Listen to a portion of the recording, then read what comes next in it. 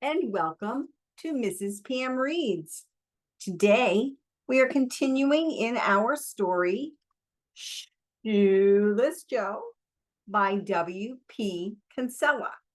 We are still in this huge middle section that I'm calling part 2. And I forgot to look, I'll be honest with you, I didn't look and see which one we ended on last time. I know in the last video, Ray was getting ready to go east to entice the author J.D. Salinger to attend a baseball game with him. Of course, it's a total stranger and someone who had been famous and is now a recluse, and so it could be a tricky situation. All right, continuing. April arrives, tender and personal as the breath of animals in a barn. Snow shrinks from the sun. The fields puddle. The sun drinks away the standing water, and the land is ready for seeding. Okay, so remember, Ray lives on a farm in Iowa. Each spring, I hire a retired corn farmer from Iowa City to help me. Machines of all kinds are mysteries to me. I regard them as minor deities and attempt not to understand them, but to please them. The farmer's name is Chesty Seedlinger, and he farmed all his life until his children moved him bodily to an Iowa City apartment 3 years ago. If I didn't want to, I wouldn't have to pay him. He would do the job for the love of it. In that respect, we understand each other. He wears a floppy brown felt hat, bib overalls several sizes too large, and black gum boots with ochre-colored soles. Ochre. Even though the land is dry. For 2 days, we drive the great green machines with their clashing gears and planting arms. It doesn't take long to seed a quarter section. What have you got there? Chesty asks, eyeballing the ballpark fence. I built myself a baseball diamond, I answer honestly. Been told you had, but I wanted to hear it from you, he says.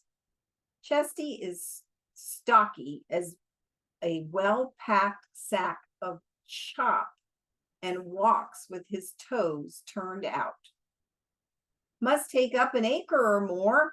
He shifts the cud of tobacco in his cheek. His tone tells me that I can't afford to part with an acre. What do you plan to do with it?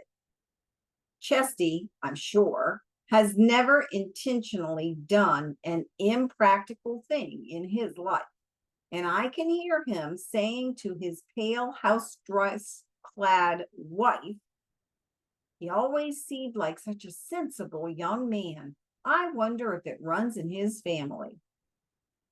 Poor little Annie. I've known her all her life. Such a pretty thing. I consider telling him outrageous lies about importing professional teams, perhaps from Puerto Rico, to play on the field. But then I look at it. In sunlight, it is ragged as a page ripped from a magazine. Chesty and I stand, our eyes staring out of the dust-powdered faces. The fence bulges occasionally. Sometimes I hear nails groaning in the night as the boards warp. The grass is becoming long, and it's coming along nicely. I have been primping and primming it in hopes that the phantasm will appear for Annie and Karen while I am away. There is nothing I can tell Chesty Seedlinger that he will truly understand. I shrug off his questions and grin like a kid caught smoking behind the barn. Chesty penguins off toward his pickup truck, his back stiff with disapproval.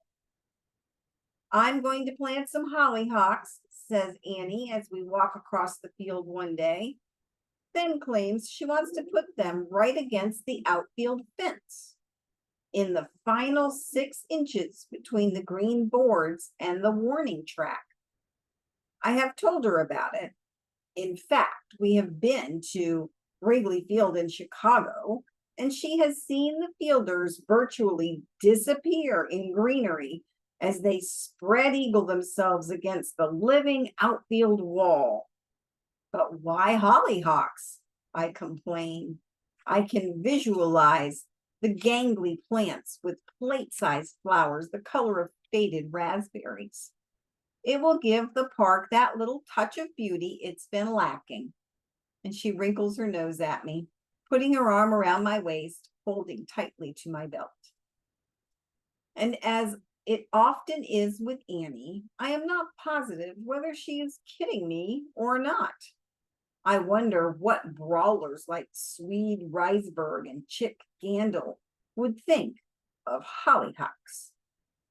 I read about it in a magazine just last night, says Annie, keeping her face averted from me.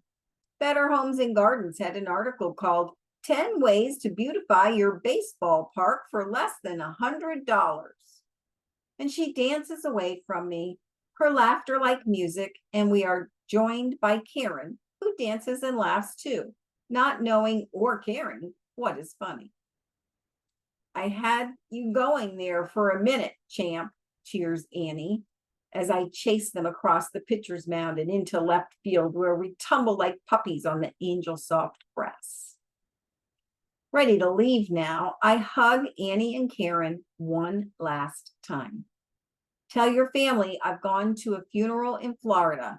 A relative of mine was stung to death by a swarm of non-Christian bees. It's something they'd understand. You're terrible, says Annie, mischief crackling like static electricity in her eyes. Annie and Karen are wearing buttercup yellow blouses, and Karen's pigtails are tied with yellow wool. Annie's jeans fit like a rubber glove. She kisses me sweetly, her petals soft tongue counting my teeth. I lean out the car window for Karen to reach up and grab me just behind each ear and hug and kiss me. She smells fresh as melting snow. Take care, says Annie. Do whatever it is you have to do. I know I should stay in Iowa, should be working on a second job in hopes of fending off creditors, but my compulsion is stronger than my guilt. As I ease my battered Datsun out onto I-80, heading slowly toward Chicago, I try to measure the pain of exile. But my ruler is blank. My caliper's rubber. My thermometer, a grass stem. I feel like a detective. I feel like a criminal. I feel like an explorer. I feel like a fool. But most of all, I feel like a baseball scout for a miserly second division team reluctantly traveling away to woo an extravagantly priced free agent. Chicago. From the Indian Chicago, gives the spelling enunciation. The place of the skunk. The Cubs were on a road trip. All I saw of Wrigley Field were the foliage-covered walls as I drove by on the expressway. But as I did, I thought of Eddie Scissors, the oldest living Chicago Cub, and of his stories about playing the World Championship Cubs in the era of Tinker to Evers to Chance, the most illustrious double play combination baseball has ever known. Was Eddie still spinning his yarns in the afternoons at the Bishop Cringe Friendship Center on Gilbert Street in Iowa City? It was late in the inning of the fourth or fifth game of the World Series, Eddie told me once, sitting across a round maple table in the recreation room at the center. They weren't as fuzzy as they are nowadays about who played where. Fussy, not fuzzy. They weren't as fussy as they are nowadays about who played where. I was a relief pitcher, but it was late in the game and our manager had used a lot of pinch hitters. So he was short of outfielders and he said to me, "Kid," that was what I was known as then, Kid Scissors. I was the youngest man on the team, barely 19. "Kid, you play left field." I mean, it wasn't a dumb or desperate move. I was pretty handy with a glove, and I was no slouch at the plate either, if I do say so myself. Eddie's face, pink as strawberries, glowed across the table at me. Three Fingers Brown was pitching, and we were ahead, but only by a run. And they had the field crawling with base runners because of an infield hit, a walk, and a sacrifice that got booted. Then Eddie Collins, I think it was, oh, sure it was, I couldn't forget that, slammed one. And as I went back, the ball was no bigger than an aspirin and traveling fast as a bullet. I could hear the whack of the bat ringing in my ears and the crowd sounds rising that would drown it out, either if it was a hit or if I caught it. I pedaled back as fast as I was able, and as I leapt up against the wall, why, my arm disappeared into the ivy leaves, and the same time as the ball. I felt as if I was hanging there. As I hit the wall backward, I thought of how my shape would be imprinted on the wall of Wrigley Field forever. Funny the crazy things you think of in a split second of action. God, but I wished they'd had that there instant replay like they have on TV now. I'd have liked to have had a look at myself hanging there, white against green. I didn't even feel the ball hit my glove. The voice of the crowd kept rising. The runners had scored. The batter was rounding second when I hit the ground and rolled over. I still didn't know I had the ball until I stood up, quick as you please, and there it was, white as a leghorn egg, like a big white eye in my old black glove. My thoughts of Eddie drifted away as suddenly as they had come. In Chicago, it was the White Sox who were at home, a chance for me to see left field of Comiskey Park, or, as it had been renamed, White Sox Stadium, in a new light, as the place where Shoeless Joe Jackson performed. Chicago, as always, is cold, grimy, impersonal. I rent a room at a decaying hotel with fly-specked fluorescent lights in a shabby lobby full of gaunt men slouching in ratty, knife-scarred leather chairs.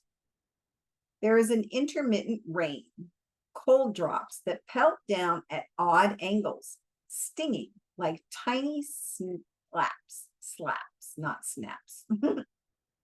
I leave my car in a locked, guarded lot and decide to walk to the stadium.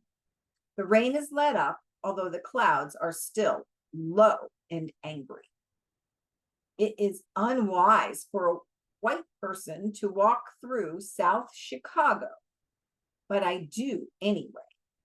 The projects are chill, sand-colored apartments, 12 to 15 stories high, looking like giant bricks stabbed into the ground. I am totally out of place. I glow like a piece of phosphorus on a pitch black night. Pedestrians' heads turn after me. I feel The stolid stares of drivers as large cars zipper past. A beer can rolls ominously down the gutter, its source of locomotion invisible. The skeletal remains of automobiles litter the parking lots behind the apartments. A man in a tight leather coat passes me. I look at the ground. I hear the leather creak as he turns to stare. Hear the cough that is really a laugh. I think of the gun burrowed like a rat in a box of rags in the trunk of my car. Gangly young white men in white t-shirts and running shoes loiter in the doorways of the apartments I pass. 2 young women are approaching me. One has an afro. The other's hair is cornrowed as tight as if she is wearing a ridged black bathing cap. Both are wearing jeans and satin blouses, one purple, one green. They are almost past me when one turns and speaks. Hey man, you better watch out. There's some boys in the doorway of that block up there. They's figuring to rob you. It is the cornrowed girl who has been speaking. She's about 18 and has a silver beauty mark on her right cheek that glows like a tiny moon. I look at the slim brown hand that points toward the dark front of an apartment a block away. I imagine I can see indistinct, sinister forms lurking there. Before I can speak, the other girl says in a kindly voice, "We don't want to see you get in any trouble. If you got any money on you, you better cross the street." She waves vaguely toward the other side of the road where there are a number of equally unfriendly buildings. My inclination is to turn and run, or at least walk fast. But what if they are joking with me? Can I stand the sound of their laughter? I actually have very little money on me, enough for the baseball game and a taxi back to my squalid hotel. My money, what there is of it, is carefully stashed in the driver's door panel of my Datsun. But I do have credit cards. I picture young black men in felt fedoras going on a lavish spending spree with my very white Iowa credit cards. I consider crossing the road. Why did the baseball fan cross the road? I can't think of an answer. "Thank you," I say. "Them boys is bad little buggers," the girl with the kindly voice says. I notice she is smoking a cigarette, the white tube very conspicuous in her ebony hand. What if they are setting me up? I hadn't noticed where they came from. What if the boys are on the side of the road and don't want to waste their time mugging a broke white man? "If you have any money, cross the road," the girl's words ring in my ears. I smile feebly. If I had any money, would I be walking down here? I try to say matter-of-factly as I shove my hands deep into my pockets and move on, trying to inject some bravado into my walk. I may be going to get myself killed because I'm afraid to back down. "Suit yourself," one girl says. "Don't say we didn't warn you," says the other. After a dozen steps, I hear them burst into high-pitched laughter. I wonder if it is because I have not taken their advice, or if it is because they are pleased with themselves for scaring a white man half to death. My fists are clenched as I approach the pale hunk of a building. Front of the apartment is black and foreboding, but empty. The entire area seems only sparsely populated. It strikes me that anyone and everyone, except criminals and morons, is inside. I exhale and am surprised by the sound of my own breath. I have been holding it for at least a block. My stomach feels as if I swallowed razor blades. My fingers ache as I uncurl my fists.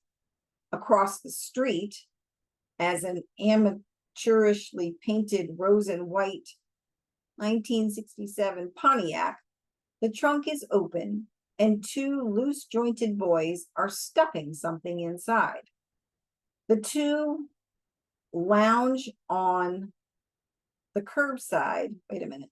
Two more lounge on the curb side of the car, only the thistly tops of their heads visible. Traffic lights loom at the next intersection. I feel like a fur trader who has just run the gauntlet. I notice that it is spitting rain very hard, and by the wetness of my clothes, has been ever since the girls first accosted me. At the bus stop stands a lone Black woman, conspicuously pregnant. In the ballpark, it is bleak and raw. A few hundred fans huddle miserably under their blankets.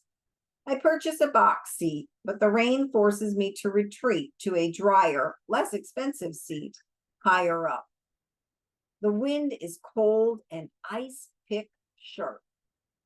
The White Sox pitcher is overweight and perhaps dreaming of his home in Venezuela. The rain stops and starts like a jackrabbiting car. Raindrops blow onto my scorecard, smudging the ink. I shiver and long for Annie's fierce embrace.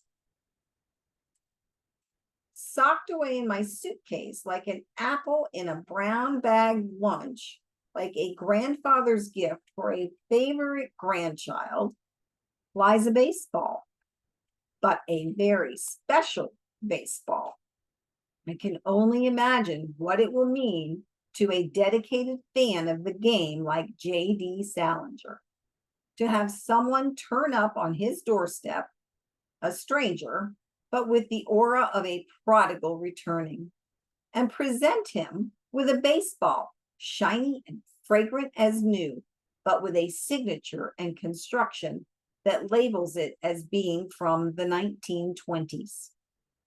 This is a home run ball hit by Shoeless Joe Jackson, I'll tell him. That should be sufficient to shift his blood into overdrive.